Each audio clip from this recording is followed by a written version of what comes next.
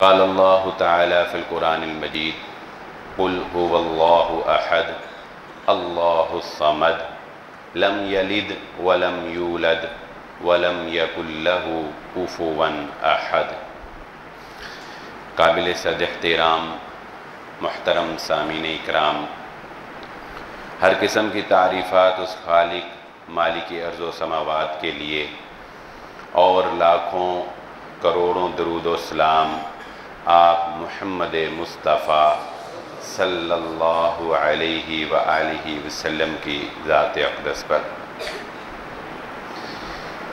ہماری آج کی گفتگو دین کے اس بنیادی نقطے پر ہوگی کہ جس کے بغیر انسان کی نجات ممکن نہیں ہے،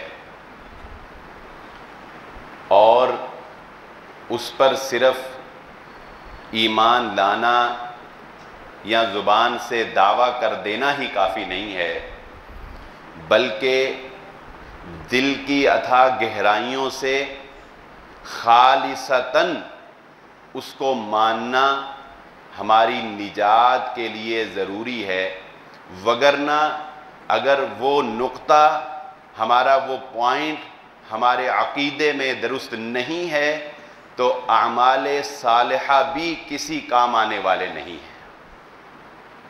اور یقیناً وہ نقطہ آپ سمجھ گئے ہوں گے، قل هو اللہ احد، اللہ رب العزت کو یکتا ماننا۔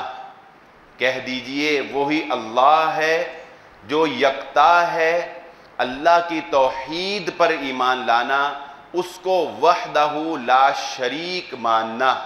ان اللہ لا یغفر ان یشرک بہ، اور اس کے مقابلے میں اللہ رب العزت ہر گناہ کو معاف کر سکتے ہیں، لیکن اس کا قانون ہے کہ وہ شرک کو معاف نہیں کرے گا۔ شرک ناقابل معافی جرم ہے، ناقابل معافی گناہ ہے، یہ ظلم ہے جو انسان اللہ رب العزت کے مقام و مرتبے کو، اس کی شان کو، اس کی عظمت کو کسی دوسرے کے لیے سمجھتا ہے۔ ان الشرک لظلم عظیم، وہ ظلم کا ارتکاب کرتا ہے۔ اس لیے آج ہم انشاءاللہ اس گفتگو میں یہ بات سمجھیں گے کہ اللہ رب العزت کی توحید کیا ہے، اللہ کو وحدہ لا شریک جب ماننا ہے تو کیسے ماننا ہے، اور اس میں یہ بات بھی آج آپ کے سامنے رکھ دوں، اور اپنے ذہنوں میں اس بات کو صاف کر لیجئے کہ جب آپ اللہ کو واحد مانیں گے، اللہ کو یکتا مانیں گے، احد مانیں گے، تو دین اسلام میں اس بات کی کوئی گنجائش نہیں ہے کہ آپ اللہ کو بھی مانیں اور اللہ کے ساتھ کسی اور کو بھی ملا لیں۔ اس بات کی کیوں؟ لا الہ الا اللہ۔ جب ہم کلمہ پڑھتے ہیں، جب ہم گواہی دیتے ہیں، تو ہم پہلے اس بات کا اقرار کرتے ہیں کہ اے اللہ، تجھے الہ ماننے سے پہلے ہم اس بات کا اعتراف کرتے ہیں کہ لا الہ، تیرے علاوہ کوئی اور معبود نہیں ہے۔ قل یا ایھا الکافرون لا اعبد ما تعبدون، اس بات کا اعلان کرنا پڑے گا کہ جب اللہ کو واحد مانا، جب اللہ کی توحید کا اقرار کیا، تو پھر اس بات کا اعتراف علی الاعلان کرنا پڑے گا کہ اللہ کے مقابلے میں جو بھی کوئی شریک ہونے کا دعویٰ کرے گا، ہم اس کے دعوے کو رد کریں گے، اور ہم اللہ رب العزت کے ساتھ کسی کو شریک نہیں ٹھہرائیں گے۔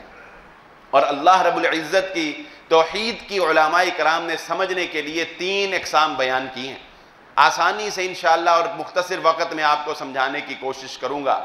توحید فی الالوہیت، توحید فی الربوبیت، اور توحید فی الصفات۔ سب سے پہلے اللہ کی توحید کا اقرار کرنا، اس کو الہ مان کر، اللہ کی توحید کا اقرار کرنا، اس کو رب مان کر، اللہ کی توحید کا اقرار کرنا اس کی صفات میں۔ آئیے ہم سب سے پہلے توحید فی الربوبیت کو سمجھتے ہیں، کیونکہ توحید فی الربوبیت کو سمجھنے سے ہمارے لیے توحید فی الالوہیہ، اللہ کو الہ سمجھنا مزید آسان ہو جائے گا، اور تیسری پوائنٹ پر ہم اللہ کی صفات کے بارے میں سمجھیں گے کہ وحدانیت کیا ہے۔ اللہ کو رب ماننے کا مطلب یہ نہیں ہے کہ ہم یہ تسلیم کر لیں کہ بارشیں اللہ نازل کرتا ہے اور بجلی جب روکنی ہو تو ہم کسی پیر کو بھی کہہ سکتے ہیں کہ آپ بھی بجلی روک کر دکھا دیں. یہ رب ماننے کا مطلب نہیں کہ ہم کہیں کہ اولاد اللہ دیتا ہے، لیکن اولاد مانگنے کے لیے اگر کسی آستانے پہ جانا پڑے تو وہاں پر بھی جایا جا سکتا ہے، کیونکہ اللہ نے ان کو بھی کچھ اختیار دیا ہے اور ان کے ذریعہ سے بھی مانا جا سکتا ہے. نہیں، یہ ربوبیت کے اصول کے خلاف ہے. اگر یہی ربوبیت منوانا ہوتی تو یہ ربوبیت تو مشرکین مکہ بھی مانتے تھے. قرآن مجید بڑا پڑا ہے، سورہ عنکبوت، سورہ یونس میں اللہ رب العزت نے بارہا فرمایا وَلَئِن سَأَلْتَهُم مَّنْ خَلَقَ السَّمَاوَاتِ وَالْأَرْضَ وَسَخَّرَ الشَّمْسَ وَالْقَمَرَ. اے نبی صلی اللہ علیہ وآلہ وسلم، اگر آپ ان سے پوچھیں آسمانوں کو کس نے پیدا کیا، زمین کو کس نے پیدا کیا، سورج کو کس نے مسخر کیا ہوا ہے، کائنات کا نظام، یہ دن اور رات کا نظام، یہ چاند سورج کون چلا رہا ہے. سورہ یونس میں فرمایا اگر آپ ان سے پوچھیں آسمان سے بارش کون نازل کر رہا ہے، اولا ان سألتہم، آپ ان سے سوال کریں، لا یقولن اللہ، تو یہ ضرور بضرور کہیں گے کہ یہ سارے کام تو اللہ کر رہا ہے، یہ سارے کام تو اللہ کر رہا ہے. یعنی وہ بھی اس بات کو تسلیم کرتے تھے کہ اللہ ہی رب کا معنی پالنے والا، پروردگار، نظام کو چلانے والا، خالق وہ اللہ ہے، وہ بھی مانتے تھے. لیکن وہ کیا کہتے تھے؟ وہ کہتے تھے کہ تھوڑا سا حصہ ہمارے لات، عزا، منات کا بھی ہونا چاہیے. کچھ ہم اللہ کو بھی مانتے ہیں، رب اللہ ہی ہے، لیکن کچھ حصہ جو ہے وہ لات اور عزا، منات کا بھی ہونا چاہیے. ان کے ذریعے سے ہم اللہ تک پہنچنا چاہتے ہیں، جس کو اللہ رب العزت نے سورہ زمر میں ارشاد فرمایا کہ وہ اللہ کی عبادت اسی غرض اور اسی نیت سے کرتے تھے لِيُقَرِّبُونَا إِلَى اللَّهِ زُلْفَا، تاکہ یہ لات، عزا اور منات ہمیں اللہ کے قریب کر دیں. تو یاد رکھیے نحن اقرب الیہ من حبل الورید قال ربکم ادعونی استجب لکم ان الذین یستکبرون عن عبادتی سیدخلون جہنم داخرین. اللہ فرماتے ہیں اے میرے بندو، میں تم سے دور نہیں ہوں، میں تمہاری شہرت سے زیادہ قریب ہوں. علیم بذات الصدور، تم سینوں میں جب مجھے پکارو گے تو میں تمہاری پکار کو سننے والا ہوں. مجھ تک پہنچنے کے لیے تمہیں کسی سیڑھی کی ضرورت نہیں ہے. مجھے اپنے وزیر اعظم پر، اپنے افسروں پر قیاس نہ کرو کہ ان تک پہنچنے کے لیے پی اے کی ضرورت ہوتی ہے تو اللہ تک ہم کیسے پہنچ سکتے ہیں. نہیں، اللہ قرآن میں کہتے ہیں ادعونی، مجھے پکارو، استجب لکم، میں تمہاری پکار کو سننے والا ہوں. مجھے پکارو، میں تمہاری پکار کو سننے والا ہوں، میں تمہیں جواب دینے والا ہوں. میں امن یجیب المضطر اذا دعاہ ویکشف السوء، کون ہے جس کو تم مشکلوں میں پکارتے ہو، کون ہے جس کو تم تنہائی میں پکارتے ہو، جب تمہیں کوئی اور امید نہیں رہتی تو کس کو پکارتے ہو؟ وہ اللہ ہی تو ہے. کون ہے جو تمہاری مشکل میں تمہارے کام آتا ہے، تمہاری تکلیف میں تمہارے کام آتا ہے؟ اے انسانوں، وہ اور کوئی نہیں، وہ صرف اللہ ہے. اور مشرکوں کی یہ عادت اللہ رب العزت نے سورہ یونس میں یہ بات ارشاد فرما دی. مشرک کی یہ عادت ہوتی ہے کیونکہ وہ دل کا کھوٹا ہوتا ہے، اس کے دل میں چور ہوتا ہے، اس لیے اللہ رب العزت فرماتے ہیں وَالَّذِي يُسَيِّرُكُمْ فِي الْبَرِّ وَالْبَحْرِ، اللہ ہے جو تمہیں خشکیوں میں اور سمندروں میں چلاتا ہے. جب تم سمندر میں کشتی پہ سوار ہوتے ہو، کشتی چلتی رہتی ہے، بِرِيحٍ طَيِّبَةٍ، ہوائیں اس کے سازگار چل رہی ہیں، پھر اچانک کیا ہوتا ہے؟ جَاءَتْهَا رِيحٌ عاصف، اچانک ایک تیز آندھی، تیز طوفان والی ہوا آتی ہے، ادھر سے لہر اٹھتی ہے، ادھر سے لہر اٹھتی ہے، ادھر سے لہر اٹھتی ہے، اور تم یہ دیکھ لیتے ہو وَظَنُّوا، اور تمہیں پتہ لگ جاتا ہے کہ اب ہم گھیر لیے گئے. کشتی ہچکولے کھانے لگتی ہے، کشتی ڈولنے لگتی ہے، تو پھر تم کیا کرتے ہو؟ دعوا اللہ مخلصین لہ الدین، تب تم کہتے ہو صرف اللہ کو پکارو.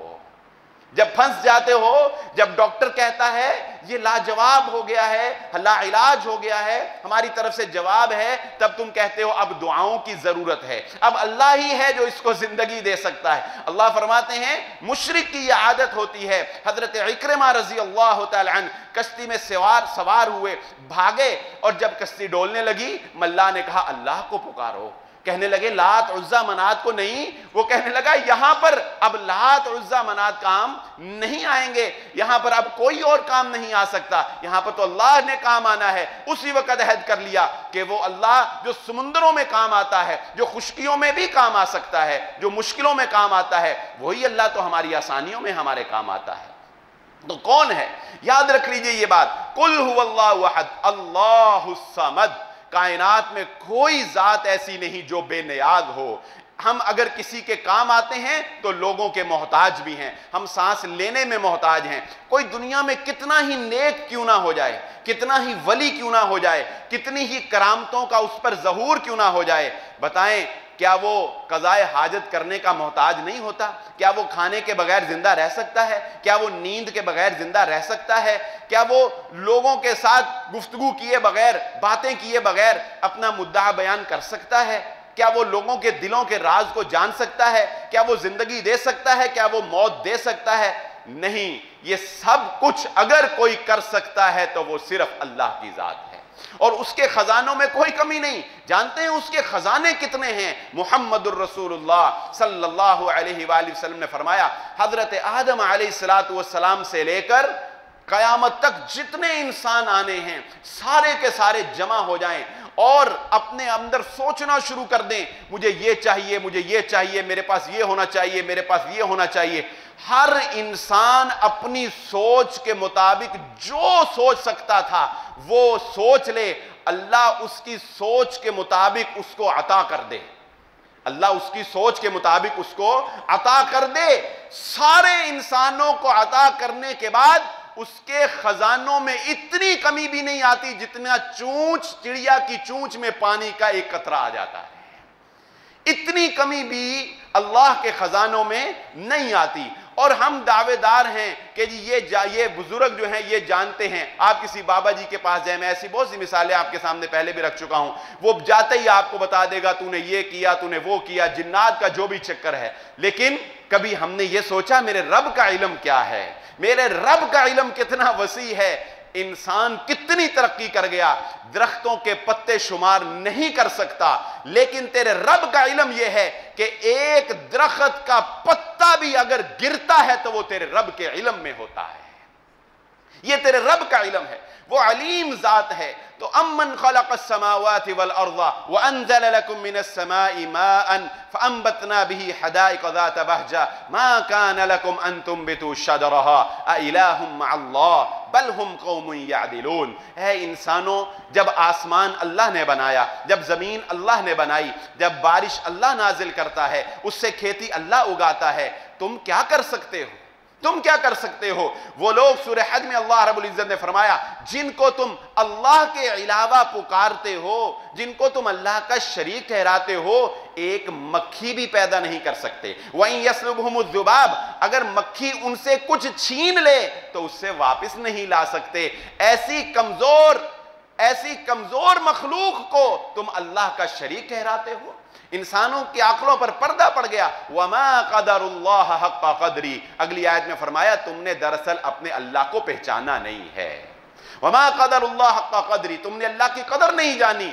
بے نیاز ذات جو ہے، جو کسی کا محتاج نہیں ہے، عطا کرنے والا ہے، نہ اس کو نیند آتی ہے، نہ اس کو اونگ آتی ہے، نہ اس کو تھکاوٹ ہوتی ہے، وہ اللہ ہے جو اللہ یبسط الرزق لمن یشاء ویقدر، جس کو چاہتا ہے بے حساب دیتا ہے، جس کے لیے چاہتا ہے بقدر کفایت عطا کر دیتا ہے، یہ اللہ ہے۔ جس کو چاہتا ہے بیٹے عطا کرتا ہے، جس کو چاہتا ہے بیٹیاں عطا کرتا ہے۔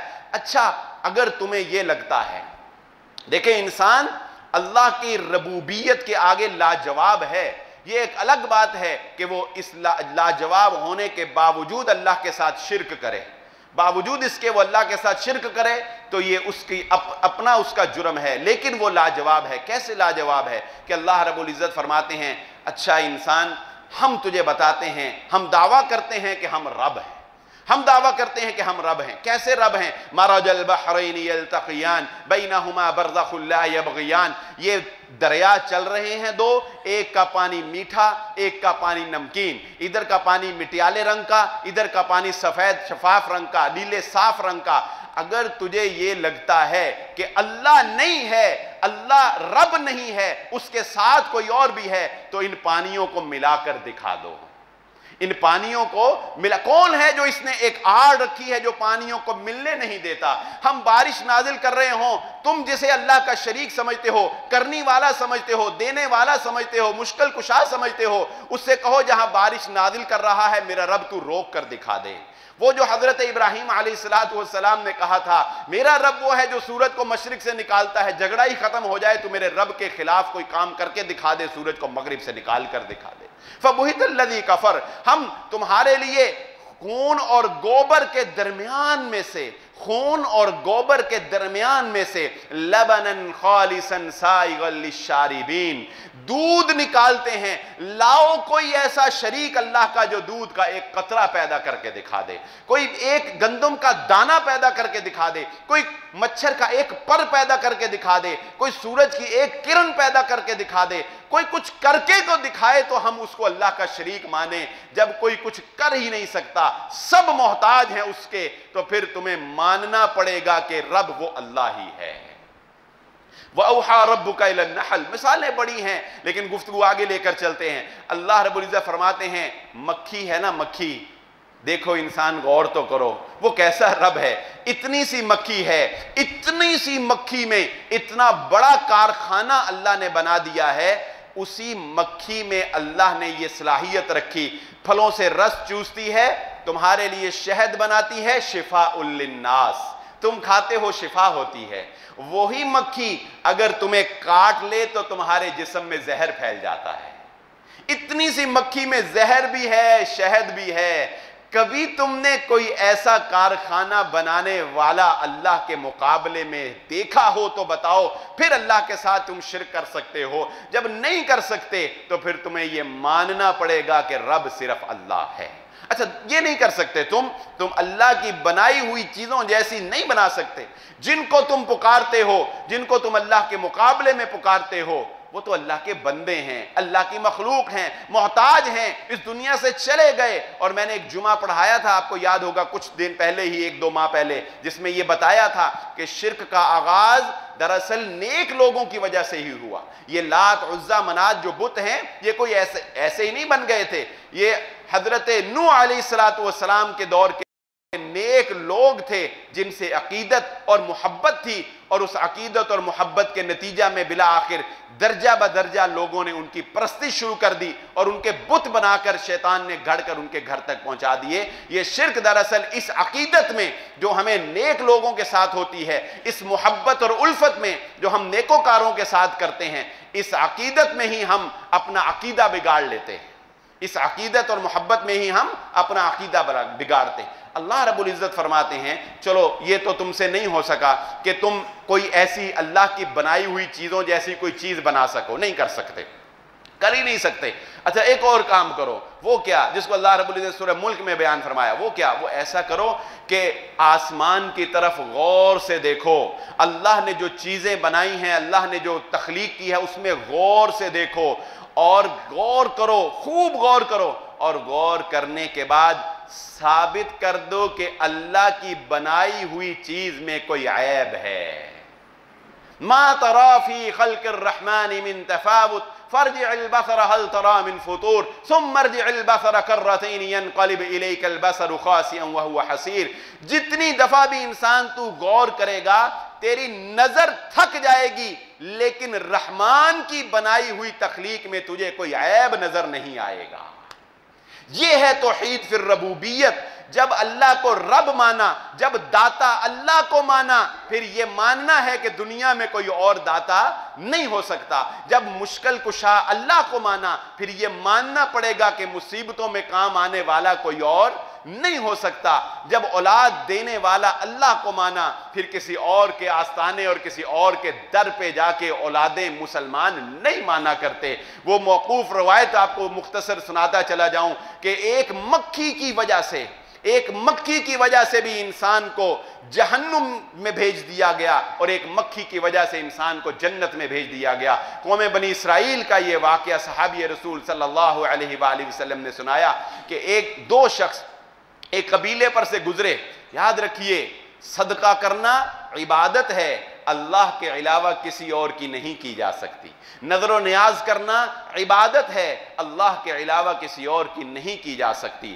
قسم اللہ کے علاوہ کسی اور کی نہیں اٹھائی جا سکتی۔ ماں سے بڑا رشتہ کون سا ہوگا؟ مجھے ماں کی قسم، مجھے تیرے سر کی قسم، مجھے محبت کی قسم، مجھے خاک کی قسم، یہ سب شرکیہ قسمیں ہیں۔ مسلمان اگر قسم اٹھاتا ہے تو صرف اللہ کی قسم اٹھاتا ہے، اس کے علاوہ جائز نہیں۔ قبیلے سے گزرے، قبیلے والوں کا ایک آستانہ تھا، انہوں نے کہا ہمارا یہ قانون ہے، جو بھی یہاں سے گزرے اس قبر کے اوپر، اس آستانے کے اوپر چڑھاوا چڑھا کے جاتا ہے۔ ایک موحد تھا، اس نے کہا نہیں، یہ تو شرک ہو جائے گا، میں اللہ کے علاوہ کسی اور کے لیے نظر و نیاز کروں، شرک، میں شرک نہیں کروں گا۔ انہوں نے کہا نہیں کرو گے تجھے قتل کر دیا جائے گا۔ اس نے کہا قتل ہونا گوارا ہے، اسے قتل کر دیا، وہ جنت میں چلا گیا۔ ایک دوسرا جو تھا اس کو کہا، اس نے کہا کچھ ہے نہیں چڑھانے کے لیے، انہوں نے کہا ایک مکھی مارو اور مکھی مار کے اس کی نظر چڑھا دو، ہم سمجھیں گے ہماری ریت پوری ہو گئی۔ اس نے مکھی مار کے اس پہ چڑھا دی، وہ جہنم کے اندر چلا گیا۔ معمولی بات ہے، یعنی شرک جو ہے، شرک اللہ کے ساتھ شرک کرنا، اللہ کے ساتھ اوروں کو پکارنا۔ اور یہ یاد رکھیے، دنیا کی تاریخ کے اندر اللہ کو چھوڑ کر، اللہ کو نہ مان کر، اللہ کا انکار کرنے والے لوگ دنیا میں ہمیشہ بہت کم رہے ہیں، نہ ہونے کے برابر۔ جنہیں ہم ملحد کہتے ہیں نا، جو کہتے ہیں اللہ ہے ہی نہیں، کوئی ہے ہی نہیں، وہ بہت کم ہے۔ ہمیشہ وہ لوگ اکثر رہے ہیں جو اللہ کو بھی مانتے ہیں اور اللہ کے ساتھ شریک بھی کرتے ہیں، اللہ کو بھی مانتے ہیں اور اللہ کے ساتھ شرک بھی کرتے ہیں۔ اللہ فرماتے ہیں اَإِلَٰهٌ مَّعَ اللَّهِ۔ اب آئیے دوسری توحید فی الالوہیت سمجھتے ہیں۔ توحید ربوبیت سے ہمیں توحید الوہیت سمجھ آ جائے گی کہ اللہ رب العزت نے دلائل دیے ہیں ربوبیت کے، دلائل دیے ربوبیت کے کہ میں رب ہوں، تمہاری بولیوں کو سمجھتا ہوں، تمہاری ضرورتیں پوری کرتا ہوں، بارشیں نازل کرتا ہوں، سب کچھ۔ اور اس رحمان ذات کے پچھلے میں نے جمعہ پڑھایا، دیکھیں اس رحمان ذات پر کتنی شفقت ہے اس کی انسان پر۔ زمین و آسمان پھٹ پڑیں اگر ان کو اجازت ملے کہ جب کوئی اللہ کے ساتھ شرک کرتا ہے، لیکن اللہ نے کبھی تمہارا ناطقہ، کبھی تمہارا رزق بند نہیں کیا ہے۔ تم اللہ کے ساتھ شرک کرتے ہو، لیکن اللہ نے کبھی تمہاری زبان کو روکا، کبھی تمہارے دانت ٹوٹ گئے ہوں، تو کبھی تمہاری سانس رک گئی ہو، کبھی تمہارا حلق رک گیا ہو، نہیں، اس کا صبر دیکھو۔ اللہ سب سے زیادہ صبر کرتا ہے، کیوں؟ کیونکہ انسان اللہ کو تکلیف دیتا ہے جب اللہ کے ساتھ کسی کو شریک ٹھہراتا ہے۔ تو اللہ رب العزت فرماتے ہیں اَإِلَٰهٌ مَّعَ اللَّهِ، اے انسانوں، جب رب میں ہوں، جب دیتا میں ہوں، نوازتا میں ہوں، تمہاری سانسیں میرے حکم سے چلتی ہیں، تمہیں اولاد میرے حکم سے ملتی ہے، ایک چڑیا پر نہیں مار سکتی، تم پلک نہیں اٹھا سکتے میری مرضی کے مطابق، تو اللہ فرماتے ہیں اَإِلَٰهٌ مَّعَ اللَّهِ، بتاؤ پھر جب رب میں ہوں تو معبود میرے علاوہ کوئی اور ہو سکتا ہے؟ جب خالق میں ہوں تو میں یہ حق رکھتا ہوں کہ یہ پیشانی جھکے تو صرف میرے آگے، یہ ہاتھ اٹھیں تو صرف میرے آگے۔ ایاک نعبد و ایاک نستعین، ہم 5 نمازوں میں 5 دفعہ پڑھتے ہیں، اور ایاک نعبد و ایاک نستعین، خاص تجھ ہی سے ہم مدد مانگتے ہیں، خاص تیری ہی ہم عبادت کرتے ہیں، ہم تو اعتراف کرتے ہیں۔ تو پھر اللہ رب العزت فرماتے ہیں جب رب میں ہوں پھر نظر و نیاز میرے علاوہ نہیں چلے گی، سجدہ میرے علاوہ نہیں چلے گا۔ محمد الرسول اللہ صلی اللہ علیہ وآلہ وسلم نے ارشاد فرمایا، اور یقین مانیے دل خون کے آنسو روتا ہے، ہم کیا کریں، دل خون کے آنسو روتا ہے جب آپ یہ کلپس دیکھتے ہیں کہ مسلمانوں کے علماء کہلانے والے اپنے آپ کو سجدے کروا رہے ہیں، لوگ قبروں پر سجدے کر رہے ہیں، لوگ آستانوں پر سجدے کر رہے ہیں، لوگ ان سے جا جا کے دعائیں مانگ رہے ہیں۔ کیا ہو گیا یہ امت مسلمہ کو؟ اور تمہارا کون سا کام ہے جو اللہ نہیں کر سکتا ہے؟ لوگوں سے مانگتے ہو، لوگ تمہیں دھتکارتے ہیں، اللہ سے مانگتے ہو، اللہ خوش ہوتا ہے۔ کون ہے جو ان کو دے رہا تھا؟ کون ہے جس نے ان کو زندگی دی تھی؟ اللہ ہی تو تھا، تو تم اللہ سے کیوں نہیں مانگتے؟ آپ کو ایک مزاحیہ بات سناؤں، میرا ملازم میرے پاس آیا، پالش کا کام کرتا، ایک دن میرے پاس آیا اور مجھے آ کے کہنے لگا جی مجھے کچھ ایڈوانس پیسے دیں. تو میں نے اسے کہا کہ دعا کرو، ابھی کوئی کسٹمر آئے، سیل ہو تو میں تمہیں پیسے دے دوں. مجھے کہنے لگا جی آپ خود ہی دعا کر لیں، آپ اللہ سے ڈائریکٹ مانگتے ہیں، ہم تو کسی بابے کے راستے اللہ کی طرف جاتے ہیں. بات سمجھے؟ الحمدللہ یہ مسلک اہل حدیث کا ترہ امتیاز ہے الحمدللہ کہ ہم لوگوں کو اپنے پیچھے نہیں لگاتے، اپنے بڑوں کے پیچھے نہیں لگاتے، آستانوں پر نہیں پہنچاتے. ہم کہتے ہیں اللہ تمہاری سب کی سنتا ہے، گناہگار کی بھی سنتا ہے، فرما بردار کی بھی سنتا ہے. اور میں نے پچھلا جمعہ پڑھا ہی ہے کیسے کیسے گناہگاروں کی اللہ نے سنی ہے، ان کو معاف کیا ہے، لمحوں کے اندر معاف کیا ہے. اس لیے یہ دھوکہ ہے ان لوگوں کا جو آپ کو اپنے جال میں پھنسائے رکھنا چاہتے ہیں، مال کھانا چاہتے ہیں یا مفادات کے اندر گھرے ہوئے ہیں. یہ دھوکہ ہے ان کا، اللہ کی قسم. اللہ تمہاری شہرت سے زیادہ قریب ہے، وہ ہر ایک کی سنتا ہے.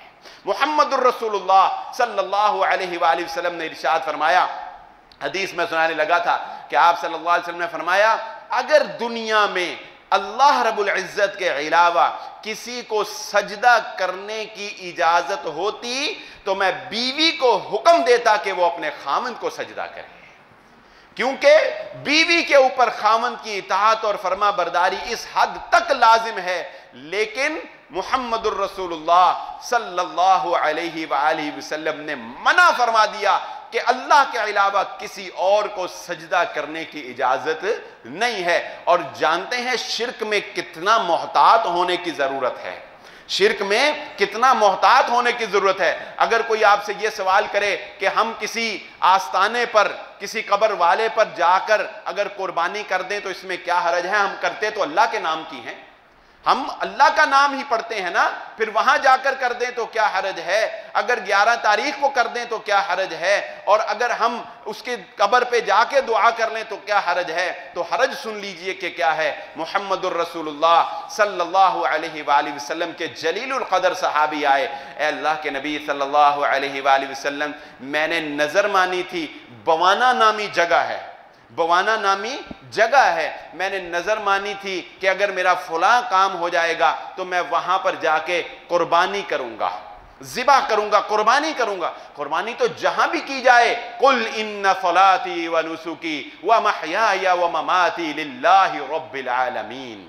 مسلمان تو کہتا ہے میری ہر عبادت، میری بدنی عبادت، میری مالی عبادت، میری نماز، میری قربانی، میرا جینا، میرا مرنا کس کے لیے؟ صرف میرے اللہ کے لیے.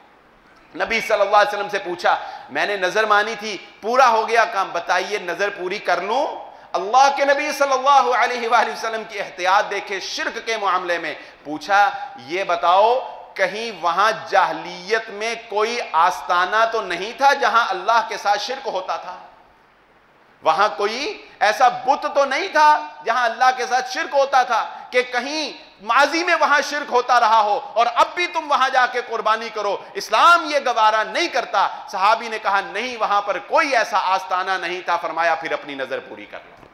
کیا پتا چلا کسی آستانے کے اوپر، کسی دربار کے اوپر، کسی بھی نیک ولی کی قبر کے اوپر جا کے قربانی کرنے کی بھی شریعت اجازت نہیں دیتی. آپ کی نیت بھلے کچھ بھی ہو، لوگ اگر وہاں پہ شرک کرتے ہوں تو آپ کو بھی اجازت نہیں ہے کہ آپ وہاں پر جا کر کوئی قربانی کریں یا وہاں جا کے آپ دعا کریں. اللہ تو ہر جگہ سننے والا ہے. تو بات کیا سمجھ آ گئی کہ ربوبیت کا ہم انکار نہیں کر سکتے، اور جب ربوبیت کو ہم نے ماننا ہی ماننا ہے، ہم لاجواب ہو جائیں گے تو پھر ہمیں یہ ماننا پڑے گا کہ الہ جو ہے وہ بھی صرف اور صرف اللہ رب العزت کی ذات ہے. اور یہ بات یاد رکھ لیجئے محمد الرسول اللہ صلی اللہ علیہ وآلہ وسلم کی مخالفت کا آغاز کب ہوا؟ اللہ کے نبی صلی اللہ علیہ وسلم کی مخالفت کا آغاز کب ہوا؟ ہمیشہ آپ کو اسی وقت مخالفت کا سامنا کرنا پڑے گا جب آپ غلط کو غلط کہیں. غلط کو غلط کہنا ہے، مسلمان نے نہیں کہنا تو کس نے کہنا ہے؟ قرآن نے غلط کو غلط کہا ہے، قرآن نے شرک کو کھول کر بیان کیا ہے. اللہ کے نبی صلی اللہ علیہ وسلم غار حرا میں جاتے تھے، عبادت کرتے تھے، کسی کو کچھ بھی نہیں. بتائیں کسی نے کوئی اعتراض کیا؟ کہ اے محمد صلی اللہ علیہ وآلہ وسلم ہفتہ ہفتہ جا کے غار حرا میں عبادت کیوں کرتے ہو؟ نہیں نہ کیا، کسی نے کوئی اعتراض نہیں کیا۔ اعتراض اپنے سگے چچا نے اس وقت کیا جب محمد الرسول اللہ صلی اللہ علیہ وسلم نے پہاڑی پر کھڑے ہو کر کہا میں کہتا ہوں لا الہ الا اللہ، لات عزا منات نہیں، صرف اللہ معبود ہے۔ اس وقت اعتراض ہوا جب اللہ کے ساتھ ہر قسم کے شرک کی نفی کر دی، تمام بتوں کو توڑ دیا، تمام لات عزا منات کی نفی کر دی، تب سگے چچا نے بھی کھڑے ہو کر پتھر مارا، تب مخالفت کا سامنا کرنا پڑا۔ تو اس لیے یہ بات ذہن نشین رکھیں، جب اللہ کو حق ماننا ہے، توحید کا اقرار کرنا ہے، تو پھر شرک کی نفی بھی کرنی ہے، شرک کی مذمت بھی کرنی ہے۔ دو باتیں ہمیں سمجھ میں آ گئی، وقت تھوڑا ہے۔ توحید ایک ربوبیت کی اور توحید الوہیت کی۔ اب ہے توحید فی الصفات، اللہ کی صفات میں اس کو یکتا ماننا، اللہ کی صفات میں اس کو یکتا ماننا۔ لم یلد ولم یولد ولم یکن لہ کفوا احد لیس کمثلہ شیء، نہ وہ کسی کی اولاد نہ اس کی کوئی اولاد، اور کوئی اس جیسا نہیں ہے، کوئی اس کے ہمسر نہیں ہے۔ اس کے بارے میں ایک میں موٹا سا قانون آپ کو سمجھا دیتا ہوں۔ مثال کے طور پہ ہم یہ قرآن مجید میں پڑھتے ہیں ان اللہ هو السمیع العلیم، اللہ سننے والا ہے، اللہ دیکھنے والا ہے، اللہ کا ہاتھ ہے، الرحمن علی العرش استوا، اللہ عرش پر مستوی ہے۔ اب ہم اگر سوچیں، ہمارے بھی کان ہیں، ہم بھی سنتے ہیں نا، اللہ بھی سنتا ہے، ہم بھی سنتے ہیں، اللہ بھی مہربان ہے، رحیم ہے، محمد الرسول اللہ صلی اللہ علیہ وآلہ وسلم بھی رحمت للعالمین ہیں، ہم بھی دیکھتے ہیں، اللہ بھی دیکھتا ہے۔ لیکن ایک قانون سمجھ لیجئے، اللہ کی صفات کو ہم نے کس طرح ماننا ہے، اللہ کی صفات کو ہم نے کس طرح ماننا ہے۔ امام مالک رحمہ اللہ تعالی سے سوال کیا گیا اللہ رب العزت کی ذات کے بارے میں، اللہ کہاں ہے، اور اس میں ہمیں ایک حد ہے سوچنے کی، اس سے آگے سوچنے کی اجازت نہیں ہے۔ الرحمن علی العرش استوا معلوم، فرمایا اللہ عرش پر مستوی ہے، عرش پر اس نے قرار پکڑا، معلوم بس اتنا پتہ ہے۔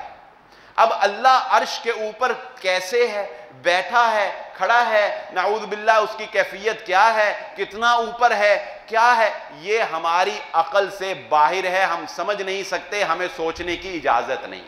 بس اتنا ہی، مثالیں نہیں دینی، عرش یہ ہے، وہ اوپر ہے، نیچے ہے، بڑا ہے، چھوٹا ہے، نہیں، کچھ نہیں۔ بس اللہ نے کہا اللہ الرحمن علی العرش استوا، ہمیں پتہ ہے۔ امام مالک نے فرمایا اس پر ایمان لانا فرض ہے۔ کیفیتہ مجہول، اللہ سنتا ہے، کیسے سنتا ہے؟ ہم تو دو کان رکھتے ہیں، ایک وقت میں دو آدمی بول رہے ہوں ہمیں بات سمجھ نہیں آتی، ہم دو ٹیلی فون ادھر لگا کے سن سکتے ہیں، بات کر سکتے ہیں، دو کان نہیں نہ سن سکتے۔ اور اللہ رب العزت ایک وقت میں پوری کائنات کو سن رہا ہے، ہم نہیں سن سکتے۔ اچھا اللہ بھی سنتا ہے، لیکن ہم نے نہیں سوچنا کہ اللہ کا کوئی کان ہے، یا اللہ کیسے سنتا ہے، یا اللہ کے سننے کی کیا کیفیت ہے، ہم نے نہیں سوچا۔ اللہ بھی دیکھتا ہے، ہم بھی دیکھتے، کیفیتہ مجہول، اس کی کیفیت پنہاں ہے، پردے میں ہے۔ اللہ دیکھتا ہے، کیسے دیکھتا ہے؟ آنکھوں سے دیکھتا ہے؟ نہیں، ہمیں نہیں پتا کیسے دیکھتا ہے، ہمیں نہیں علم کیا ہے، بس اللہ نے بتا دیا کہ اللہ دیکھتا ہے، یہ دیکھنا اس کی صفت ہے۔ اللہ کلام کرتا ہے، اللہ کلام کرتا ہے، یہ قرآن مجید اللہ کا کلام ہے، کلام اللہ ہے۔ اب ہم بھی کلام کرتے ہیں، تو ہم کیا سوچیں کہ جس طرح ہماری زبان ہے اس طرح نعوذ باللہ اللہ بھی کوئی زبان سے کلام کرتا ہوگا یا کوئی؟ نہیں، ہمیں یہ سوچنے کی اجازت نہیں ہے۔ اور مزید اس کے بارے میں امام مالک رحمہ اللہ تعالی نے بات واضح کر دی، وَالسُّؤَالُ عَنْهُ بِدْعَةٌ، اور اگر اس کے بارے میں مزید سوال کرو گے تو گمراہ ہو جاؤ گے۔ اگر اس کے بارے میں مزید سوال، یہ بحث بہت طویل ہے صفات کی، اس میں بڑے قدریہ، جہمیہ، معتزلہ جیسے بڑے بڑے گمراہ فرقے جو ہیں وہ اس میں جو ہے وہ پیدا ہوئے، اور عجیب و غریب سی ایسی بحثیں جو ہیں وہ فلسفے کے اندر آ گئیں۔ ایک دفعہ میں نے آپ کے سامنے بات رکھی بھی تھی کہ یہ فلسفہ ہمارے اندر کیسے آیا، یہ لیکن بس مختصر جو میں نے آپ کو بتا دیا امام مالک رحمہ اللہ تبارک و تعالی کے اس فرمان سے کہ اللہ رب العزت کی صفات کے بارے میں ہمارا بس یہی عقیدہ ہونا چاہیے کہ معلوم ہے جو اس نے بتا دیا اور اس پر ایمان لانا ضروری ہے، اس کی کیفیت کا علم نہیں ہے اور اس کے بارے میں مزید سوال کرنا گمراہی ہے۔ اللہ رب العزت سے دعا ہے اللہ مجھے اور آپ کو جو کہا اور جو سنا سمجھنے کی اور اس پر عمل کرنے کی اللہ رب العزت توفیق عطا فرمائے۔ اللہ رب العزت ہم سب کو ہر قسم کے شرک سے اللہ رب العزت ہم سب کو محفوظ فرمائے۔ میں اپنی بات کا لب لباب اور خلاصہ آپ کے سامنے رکھ دوں۔ ہماری آج کی گفتگو الحمدللہ اس حوالے سے تھی کہ ہم نے توحید کا آپ کے سامنے بیان رکھا اور یہ بات میں آپ کے سامنے نکھار کے رکھ دی کہ الحمدللہ اس بات میں کوئی شرم اور عار نہ محسوس کیا کریں۔ ہم مسلک اہل حدیث یہ ترہ امتیاز رکھتے ہیں کہ اللہ کو بغیر کسی شرک کے مانتے ہیں اور محمد الرسول اللہ صلی اللہ علیہ وسلم کو بغیر کسی امام کی آمیزش کے تسلیم کرتے ہیں۔ الحمدللہ سب سے پہلے آپ کے سامنے یہ بات رکھی، عقیدہ درست ہوگا تو نجات ہے، عقیدہ درست نہیں تو نیک اعمال بھی کام نہیں آئیں گے۔ کفار کتنے نیک اعمال کرتے ہیں، اللہ کے نبی صلی اللہ علیہ وآلہ وسلم کے چچا نے کتنی خدمت کی ہے لیکن شرک نہیں چھوڑا، توحید کا اقرار نہیں کیا، اعمال کام نہیں آئے۔ توحید کے ضمن میں تین باتیں آپ کے سامنے رکھی۔ سب سے پہلے ہم نے سمجھا توحید فی الربوبیت کیا ہے، اللہ رب ہے، اس کے بے شمار دلائل آپ کے سامنے رکھے، وہ پالنے والا، دینے والا، اولاد دینے والا سب، اور پھر وہ کہتا ہے کہ کوئی لاؤ جس کو میرے مقابلے میں پکارتے ہو۔ اذ تبرأ الذین اتبعوا من الذین اتبعوا ورأوا العذاب وتقطعت بهم الاسباب وقال الذین اتبعوا لو ان لنا کرۃ فنتبرأ منهم كما تبرؤوا منا۔ اللہ رب العزت سورۃ البقرہ میں یہ بات ارشاد فرمائی، یہ جن کو پکارتے ہیں نا دنیا میں، جب قیامت والے دن جائیں گے تو جب وہ ان سے بیزاری کا کہیں گے ہم نہیں پہچانتے ان کو، یا اللہ یہ کون آگے ہمیں تیرا شریک ٹھہرانے والے، ہم نے تو ان کو نہیں کہا تھا ہمیں سجدے کرو، ہمارے قبروں پر چڑھاوے چڑھاؤ، ہم نہیں مانتے، ہم نے نہیں ان کو کہا تھا۔ تو پھر وہ جو شرک کرتے تھے، یہ کون کہہ رہے ہیں؟ جن کو شریک بنایا گیا، جو نیک لوگ تھے انہوں نے نہیں کہا ہمیں شریک بناؤ۔ اچھا پھر اللہ رب العزت فرماتے ہیں پھر یہ کیا کہیں گے؟ کہیں گے یا اللہ تیری مہربانی، ایک دفعہ ہمیں دنیا میں بھیج دے، جس طرح آج انہوں نے ہمیں پہچاننے سے انکار کر دیا، ہم بھی انہیں پہچاننے سے انکار کرنا چاہتے ہیں۔ اور ہم نے تو زندگیاں داؤ پہ لگا دی ان کے اوپر، ہم نے تو سب کچھ چھوڑ دیا، سالانہ عرس نہیں چھوڑا، ہم نے تو سب کچھ چھوڑ دیا، 11ویں نہیں چھوڑی، ہم نے تو سب کچھ چھوڑ دیا، فلانا کام نہیں چھوڑا، ہم مقروض ہو گئے، ختم دلانا نہیں چھوڑا۔ میرا ملازم مجھے کہتا ہے جی میں ختم سے تنگ ہوں، میں مقروض ہوتا ہوں، مگر کیا کروں، میں خاندان کے ہاتھوں مجبور ہوں، مجھے دلانا پڑتا ہے۔ وہ کہیں گے یا اللہ ایک دفعہ دنیا میں بھیج دے، یہ جو ہمیں انہوں نے آج پہچاننے سے انکار کیا نا، ہم بھی انہیں پہچاننے سے انکار کرنا چاہتے ہیں، ان کے پیچھے تو ہم نے زندگیاں داؤ پہ لگا دی۔ تو اللہ رب العزت فرماتے ہیں جب رب میں ہوں نا تو مجھے یہ برداشت نہیں ہے کہ سجدہ کسی اور کا کرو، مجھے یہ برداشت نہیں ہے کہ نظر و نیاز کسی اور کی مانگو اور ہاتھ کسی اور کے آگے اٹھاؤ اور صدقے اور خیرات جو ہیں وہ کسی اور کے نام پہ کرو اور ذبیحے کسی اور کے نام پہ کرو، مجھے یہ برداشت نہیں ہے۔ ربوبیت مانیں گی تو الوہیت بھی ماننی پڑے گی۔ اور پھر آخر میں توحید فی الصفات کا ذکر کر دیا، جس کے بارے میں آپ کے سامنے بات رکھ دی کہ اللہ کی صفات ہیں، ان کا اقرار کرنا ہے، اس کی کیفیت کا علم نہیں، ایمان لانا ضروری، اور اس سے زیادہ سوال کرنا ہمارے لیے گمراہی۔ اللہ رب العزت سے دعا ہے جو کہا اور جو سنا سمجھنے اور عمل کرنے کی توفیق عطا فرمائے۔